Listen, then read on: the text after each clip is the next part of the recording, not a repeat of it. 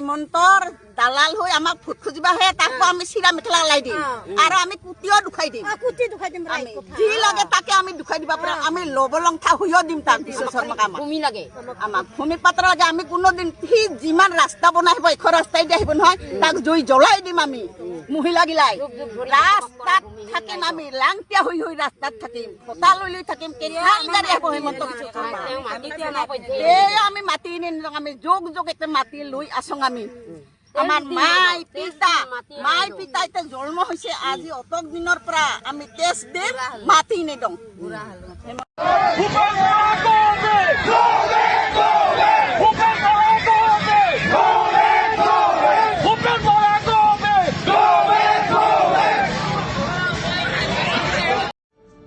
যিগৰাকী ব্যৱসায়ী মহিলা ঈশ্বৰ পুত্ৰৰ সোণাপুৰৰ সেই সমাধিস্থলীলৈ যাবলৈ সময় নহ'ল ঈশ্বৰ পুত্ৰৰ যিখন শেষৰ চিনেমা ৰৈ ৰৈ বিনালে সেইখন চাবলৈ সময় নহ'ল সেইগৰাকী ব্যৱসায়ী মহিলাই বৰ্তমান সময়ত অতনু ভূঞাৰ দ্বাৰা পৰিচালিত যিখন সাক্ষী চিনেমা সেই সাক্ষীখন চাবৰ বাবে আহ্বান জনাইছে খুব সুন্দৰ ছবি হৈছে এখন আৰু পুৰা ছ'চিয়েল চিষ্টেম আৰু আইডিঅ'লজি প্ৰতিফলিত হৈছে আৰু ইয়াতে প্ৰত্যেকখন স্ক্ৰীন প্লে খুব ধুনীয়া হৈছে আৰু যেতিয়া আইডিঅ'লজিয়ে ছ'চাইটিৰ এগেইনষ্টে কাম কৰে মানুহৰ ফ্ৰাষ্ট্ৰেশ্যনখিনি দেখাইছে যেতিয়া আইডিঅ'লজিটো চেঞ্জ হয় তেতিয়া সেই একেখিনি মানুহে সুন্দৰকৈ কেনেকৈ চিষ্টেমটো লৈ যাব পাৰে এটা খুব সুন্দৰকৈ প্ৰতিফলিত হৈছে এটা চিষ্টেমৰ লগত কেনেকৈ ডমিনেট হৈ থাকে আৰু কেনেকৈ সুন্দৰকৈ চিষ্টেম চেঞ্জ হ'লে কেনেকৈ উঠিও আহে প্ৰত্যেকগৰাকী অভিনেতা অভিনেত্ৰী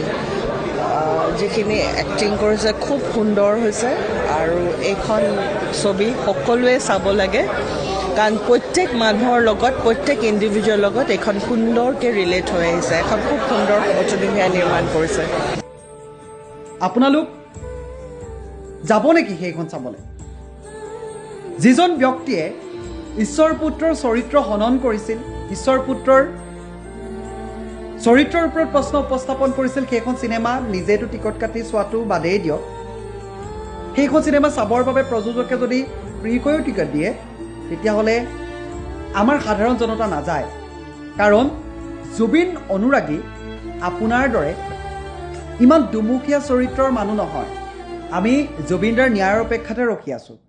আমি কাৰোবাৰ চিনেমা চাবৰ বাবে আপোনাৰ আদেশ পালে যে দৌৰ মাৰিম তেনেকুৱা কোনো কথা নহয় কাৰণ আপুনি যিজন ব্যক্তিৰ চিনেমা চাবৰ বাবে প্ৰচাৰ কৰিছে সেই ব্যক্তিজনে জুবিন দাক কি চৰিত্ৰ হনন কৰিবৰ বাবে উঠি পৰি লাগিছিল সেই কথাটো এবাৰ তেখেতক সুধি লওক তাৰ পাছত আপুনি এনেকুৱা চিনেমা প্ৰচাৰ কৰি থাকিব